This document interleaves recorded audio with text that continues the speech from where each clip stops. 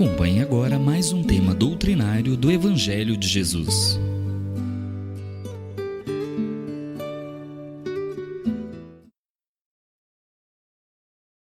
Que a paz do Cristo seja conosco no nosso encontro, no nosso esforço de hoje, de estudarmos, de aprendermos o Evangelho. Hoje, meus amigos, nós estamos estudando o capítulo 18 do Evangelho segundo o Espiritismo, que tem por título Muitos os chamados, poucos os escolhidos. É um capítulo que Kardec colocou logo no início dele, a parábola do festim de bodas, demonstrando para a gente que não nos basta nos filiarmos à religião, no caso nosso ao Espiritismo, ou mesmo nos filiarmos a outras escolas de fé, se a nossa conduta diária, se a nossa vida não refletir essas lições que a gente aprende. Ou seja, não nos será contado quantas vezes a gente foi ao templo, nem se eu conhecia mais ou menos a Bíblia, a Torá, o Evangelho segundo o Espiritismo, ou um outro livro sagrado de uma outra escola de fé, e sim a vida que eu vivi. A forma com que eu amei meu semelhante, a forma com que eu tratei aqueles que estavam à minha volta, no dia a dia. Sejam eles muito ou poucos, mas a forma com que eu vivi com eles. Isso é o que nos conta, isso é o que nos vale. Não é à toa que no nosso estudo de hoje é a última mensagem desse capítulo 18, que é o seu item 16, onde consta, conforme aqui a mensagem de Simeão, o Espírito de Simeão, ditado em Bordeaux, no ano de 1863, o seguinte subtítulo: Pelas suas obras é que se reconhece o cristão. Mostrando para a gente, conforme ele nos fala ao início, o seguinte: nem todos os que me dizem Senhor, Senhor entrarão no reino dos céus, mas somente aqueles que fazem a vontade de meu Pai que está nos céus. Ou seja, meus irmãos, ele nos diz aqui mais adiante: procurai os verdadeiros cristãos e os reconhecereis pelas suas obras. Então, o que nos marca, o que nos distingue como cristãos, conforme Jesus fala também no Evangelho de João, naquele instante em que ele ceava com os apóstolos pela última vez, ele dizia claramente para eles o seguinte: olha, vocês não serão conhecidos por uma marca exterior, por uma vestimenta, por um tipo de se trajarem, de se vestirem, né, ou por uma marca, enfim, seja ela qual for, mas sim por se amarem muito uns aos outros, pelo amor em prática, pela caridade praticada. Essa é a marca que distingue o cristão, pela disposição do sacrifício pessoal, da renúncia daquilo que nos favorece em benefício de quem está à nossa volta. E daí então, meus irmãos, o Espírito de Simeão dá continuidade na nossa lição de hoje. E nós vamos aqui, nos nossos comentários, nos concentrar no que Simeão começa a nos dizer daqui por diante. Nós vamos, portanto, trazer algumas ilustrações que vão demonstrar para a gente a importância da árvore do cristianismo, que é a comparação que ele faz, comparação essa muito feliz, e que inclusive é tomada, utilizada pelo próprio mestre, quando faz referência às suas lições que ele nos legou. Então vamos lá. Discípulos do Cristo, compreendei-as bem, ou seja, essas palavras. Uma árvore boa não pode dar maus frutos, nem uma árvore má pode dar frutos bons. Ou seja, Simeão nos fala, precisamos compreender bem essas palavras. Que frutos deve dar a árvore do cristianismo? Árvore possante, cujos ramos frondosos cobrem com sua sombra uma parte do mundo, mas que ainda não abrigam todos os que hão de grupar em torno dela? Então, nós vamos começar a ver aqui a respeito da árvore do cristianismo, ou seja, a partir de uma semente única, maravilhosa, depositada na humanidade pelo próprio Mestre, iniciou-se uma árvore sublime, que estende seus ramos, seus frutos e que de fato nos acolhe, nos descedenta, né? nos alimenta, nos sacia, e é aquilo que de fato a gente busca na vida. Continua Simeão dizendo: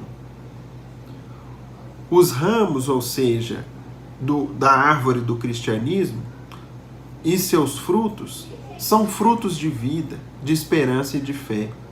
O cristianismo, qual o fizeram há muitos séculos, continua a pregar essas virtudes divinas. Esforça-se por espalhar seus frutos, mas quão poucos os colhem. Então, quais são os frutos da árvore do cristianismo? A fé, a vida feliz, a esperança. A árvore é boa sempre, porém, maus são os jardineiros. Entenderam de moldá-la pelas suas ideias, de talhá-la de acordo com as suas necessidades. Cortaram-na, diminuíram-na, mutilaram-na. Tornados estéreis, seus ramos não dão maus frutos, porque nenhum mais produzem. O viajor sedento, que se detém sob seus galhos à procura do fruto da esperança, capaz de lhe restabelecer a força e a coragem, somente vê uma ramaria árida prenunciando tempestade. Em vão pede ele o fruto de vida à árvore da vida. Caem-lhe secas as folhas, tanto as remexeu a mão do homem que as crestou. Então, meus irmãos, vejam que nessa primeira parte, Simeão faz referências corretas ao que nós fizemos, nós, humanidade, fizemos com a árvore do cristianismo ao longo dos séculos, até que nos chegasse a doutrina espírita. Qual que foi o nosso papel? Foi o do jardineiro infiel, do mau jardineiro. Do jardineiro que não foi zeloso com o seu trabalho, que deixou em segundo plano, ou que entendeu de modificar a árvore conforme os seus pontos de vista, podando-a, tampando, ou seja, modificando em sua natureza, fazendo com que ela, aos poucos, fosse ameaçada em sua própria existência. E isso, meus irmãos, nós vamos ver quando a gente estuda e analisa a história do cristianismo. Até o 3º século da era cristã, ou seja, nos 300 primeiros anos da nossa atual era cristã, nós tivemos o cristianismo praticamente mantido em suas características iniciais. Características iniciais essas que eram a humildade, o cultivo do amor ao próximo, a necessidade da simplicidade daqueles que o professam, a ausência de sacerdócio.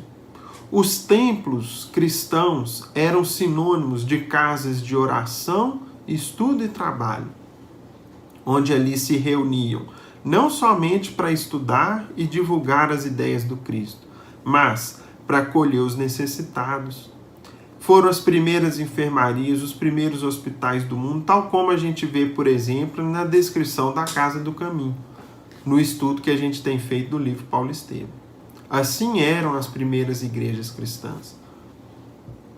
Os recursos, meus irmãos, que chegavam aos cristãos de então, eram sempre revertidos à assistência aos necessitados, que procuravam naquelas casas, naquelas primeiras igrejas, um repouso, um alívio, um amparo para suas necessidades, muitas vezes as mais prementes da vida.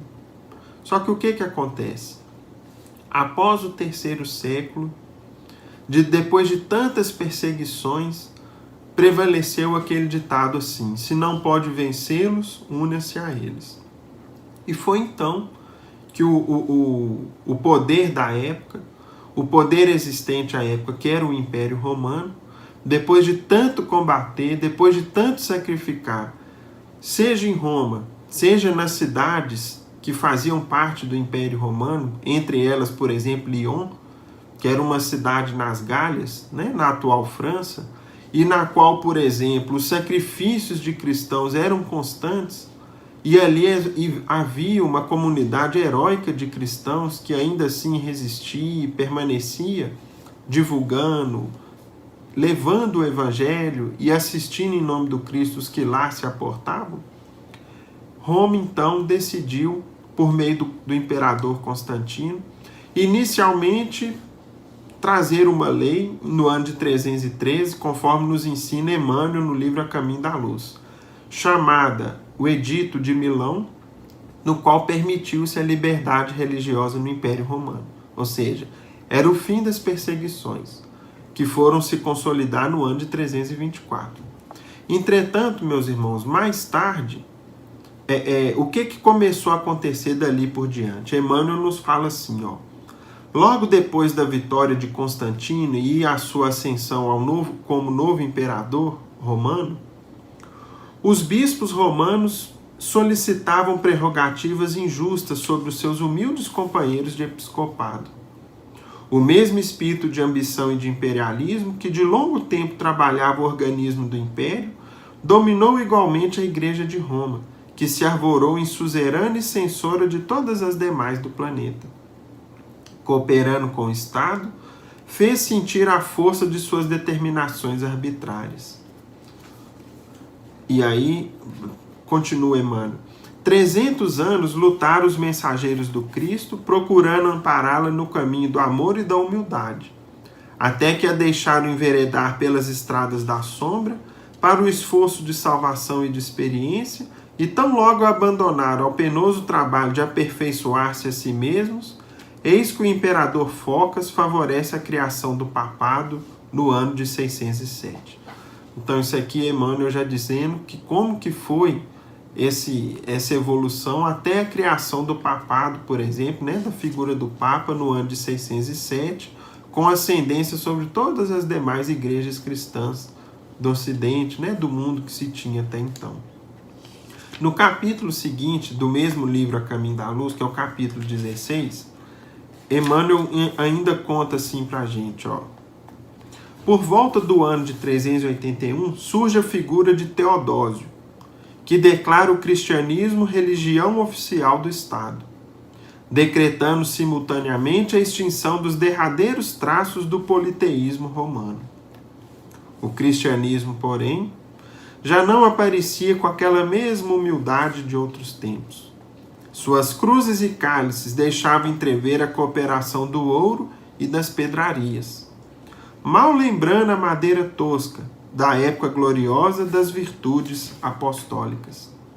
Seus concílios, como os de Niceia, Constantinopla, Éfeso e Calcedônia, não eram assembleias que interessassem as reuniões plácidas e humildes da Galileia. Que imitassem as reuniões da Galileia.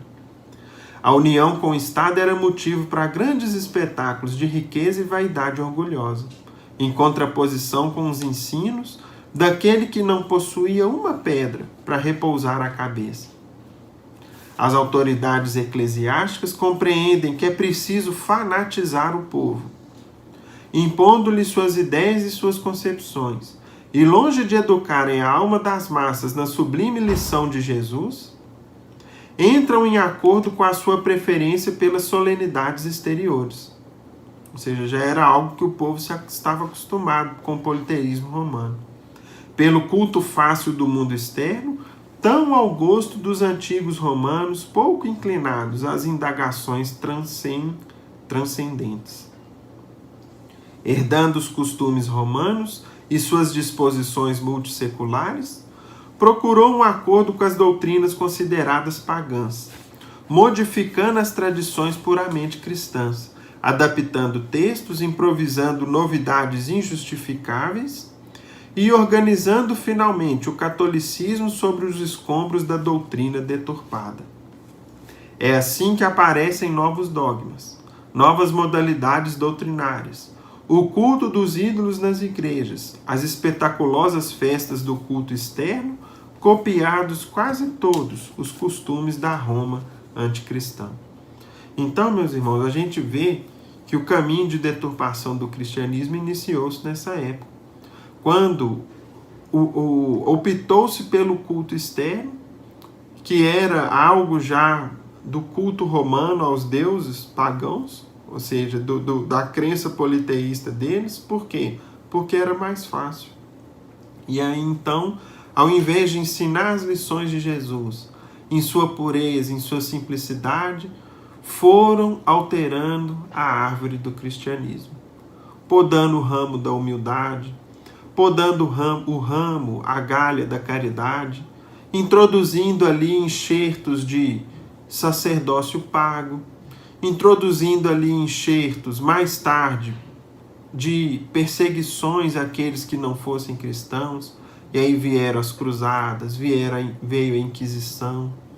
Introduziu-se ali os templos suntuosos, diferentes do que o Cristo fazia e defendia, pedindo, por exemplo, que os recursos fossem para os necessitados, e não para erguerem-se basílicas, igrejas suntuosas, repletas de ornamentos, repletas de ouro, de pedrarias, enquanto o povo à porta muitas vezes passava fome.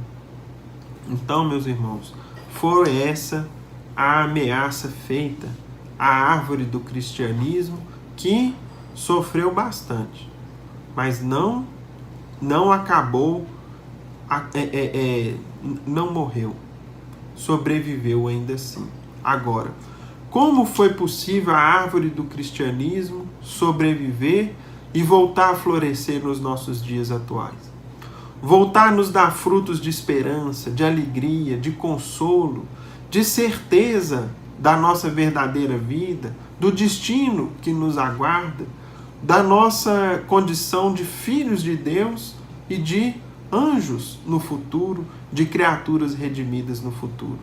Para isso, meus irmãos, foi necessário o zelo e o cuidado do próprio Mestre, do semeador divino que, observando que a sua árvore dadivosa sofria ameaças de existência, sofria a possibilidade de ser tão deformada ao ponto de perder a sua essência, foi então que o Mestre resolveu transplantá-la, mover o seu solo original para uma terra mais favorável, salvando aquela raiz, salvando a sua essência, a sua seiva, mas transportando-a de lugar, para que ela, portanto, voltasse a crescer e florescer e voltasse a prometer de cobrir, de saciar todo mundo na epopeia do seu evangelho, na sua maturidade, quando ela então vai ter extensão, força, vitalidade máxima. Como que foi esse transplante? E aí, meus amigos, a gente começa a compreender o porquê de sermos hoje a maior nação, a principal nação espírita do mundo, do planeta, na condição de habitantes, de residentes, de filhos da pátria brasileira. Vamos lá. No livro Brasil, Coração do Mundo, Pátria do Evangelho, eu tenho, a minha edição é um pouquinho mais antiga, eu acho uma capa belíssima, com o céu todo estrelado. E logo em seu primeiro capítulo, vamos ver aqui o diálogo de Jesus com um de seus mensageiros, com um de seus encarregados mais diretos e responsável por uma grande tarefa na condução espiritual da humanidade terrestre. Conta-nos Humberto de Campos, irmão X, nesse primeiro capítulo, o seguinte: o mundo político e social do Ocidente encontrava-se exausto. As sombras da idade medieval confundiram as lições do Evangelho, ensanguentando todas as bandeiras do mundo cristão. A gente já tinha na ocasião, aqui por volta do século XIV, o movimento das cruzadas, a ocorrência da Inquisição, no qual misturou-se a defesa das ideias de Jesus com a morte de pessoas, com o derramamento de sangue de irmãos nossos em humanidade, algo completamente afastado do legado do Mestre. Foi após essa época, no último quartel do século XIV, ou seja, o último quartel do século XIV, entre os anos de 1375 e 1400. Que o Senhor desejou realizar uma de suas visitas periódicas à Terra, a fim de observar os progressos de sua doutrina e de seus exemplos no coração dos homens. O planeta terreno lhe apresentava ainda aquelas mesmas veredas escuras, cheias da lama da impenitência e do orgulho das criaturas humanas, e repletas dos espinhos da ingratidão e do egoísmo. E embalde seus olhos compassivos procuravam o ninho doce do seu evangelho. Então o mundo ainda apresentava todo aquele desequilíbrio, todas aquelas dificuldades, frutos ainda da ambição, do orgulho, da vaidade no coração dos homens. Foi então que ele chama um de seus cooperadores mais diretos e lhe fala: Eliú, disse a voz suave e meiga do mestre, a um de seus mensageiros, encarregado dos problemas sociológicos da terra. Meu coração se enche de profunda amargura, vendo a incompreensão dos homens no que se refere às lições do meu evangelho. Por toda parte é a luta fratricida, como povo de infinitos tentáculos, a destruir as esperanças. Recomendei-lhes que se amassem como irmãos, e vejo-os em movimentos impetuosos, aniquilando-se uns aos outros, como Caíns desvairados. E mais adiante fala o mestre: infelizmente, não vejo senão o caminho do sofrimento para modificar tão desoladora situação. Aos feudos de agora, uma vez que ainda se encontrava o mundo na Idade Média, especialmente no que diz respeito à vida coletiva na Europa, seguir-se-ão as coroas poderosas, e depois dessa concentração de autoridade e de poder, serão os embates da ambição e a carnificina, da inveja e da felonia, pelo predomínio do mais forte. Foi então, meus irmãos, que Jesus segue o diálogo com Eliú e mais adiante lhe questiona, lhe aborda no seguinte sentido: Eliú, pergunta ele, onde fica nessas terras novas o recanto planetário do qual se enxerga no infinito o símbolo da redenção humana? E aí, meus irmãos, a gente observa o seguinte: qual seria o símbolo da redenção humana? Qual que é o símbolo mediante o qual nos basta olhar para que a gente lembre da maior injustiça já praticada na Terra e da reação mais sublime possível diante dessa mesma injustiça? É o símbolo da cruz, no qual o Mestre, o Cordeiro de Deus, a pureza em sua essência, detentor das virtudes, dos atributos mais sublimes a que podemos aspirar, injustamente foi condenado, sacrificado e ainda assim não reagiu no mesmo teor da agressão sofrida. Não reagiu com violência. Pelo contrário, nos ensinou a lição do perdão, do esquecimento das ofensas e de que e por aí, aliás, nos mostrando como lidar com o sofrimento na vida. Haja vista que o mestre não tinha merecimento para passar por aquilo. Ele assim o fez para que nos ensinasse a sofrer, sem revolta, sem queixa, sem lamentação, com espírito de aceitação e de olhos voltados para Deus. Então foi o que Jesus pergunta: onde no mundo que se enxerga no infinito o símbolo da redenção humana? Onde se enxerga a cruz nos céus? E aqui, meus irmãos, talvez você já tenha observado que nós temos ao fundo a bandeira de nossa pátria. E esse símbolo se ostenta para a gente com clareza, bem no centro de nossa bandeira, que é o símbolo do Cruzeiro do Sul, mostrando para a gente um símbolo no céu sublime, do qual lembramos do próprio Mestre e que só é observável no hemisfério sul, em especial nos céus do nosso querido Brasil. Foi então que Eliú lhe disse: esse lugar de doces encantos, mestre, de onde se vêm no mundo as homenagens dos céus aos vossos martírios na terra, fica mais para o sul. Foi então que ele e Eliú se dirigiram para o continente americano e Jesus, de mãos erguidas para o alto, ou seja, o mestre, com toda a sua grandeza, dirigia-se a Deus erguendo suas mãos para o alto, invocando a bênção de seu Pai para todos os elementos daquele solo extraordinário e opulento, exclamou. Vejam o que o mestre disse. Ao final do século XIV, observando a sua árvore, a árvore do Evangelho ameaçada, deturpada, quase morta, pelas transgressões dos maus jardineiros que cuidavam dela até então. Foi então que o mestre disse: para essa terra maravilhosa e bendita será transplantada a árvore do meu Evangelho, de piedade e de amor. No seu solo dadivoso e fertilíssimo, todos os povos da terra aprenderão a lei da fraternidade universal. Sob esses céus serão entoados os hosanas mais ternos à misericórdia do Pai Celestial. Tu, Eliú, te corporificarás na terra, no seio do povo mais pobre e mais trabalhador do Ocidente. Ele iria reencarnar no seio do povo português.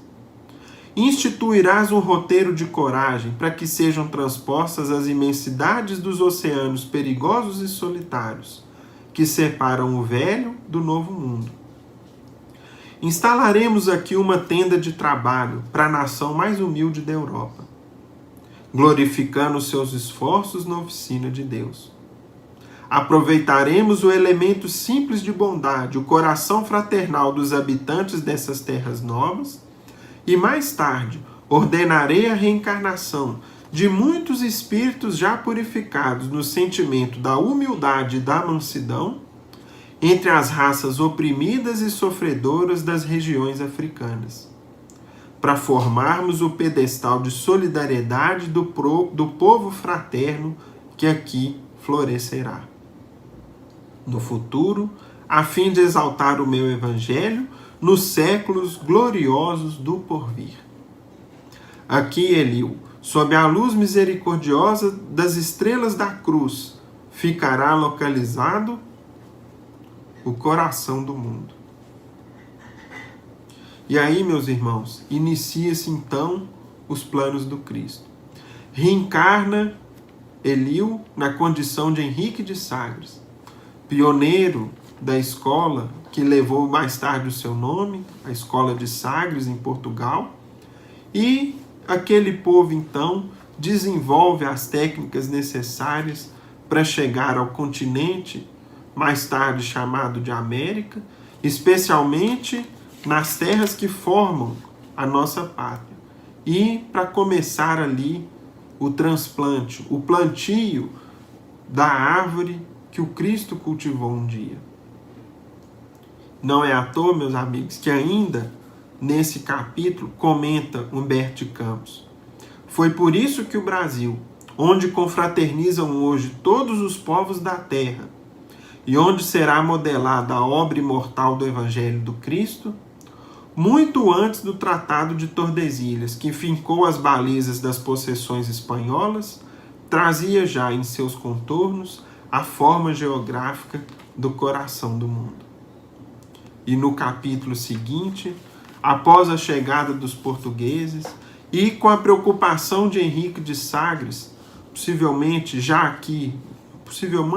já no mundo espiritual, preocupado com o rumo que se dava a evolução daquela pátria ainda colônia que nascia e as possíveis invasões estrangeiras, Jesus lhe chama calmamente e lhe diz, e Humberto de Campos felizmente resgatou esse registro do mundo espiritual, no qual o mestre dizia o seguinte: Eliú, afasta suas preocupações e receios inúteis. a região do Cruzeiro, onde se realizará a epopeia do meu Evangelho. Estará antes de tudo ligada eternamente ao meu coração.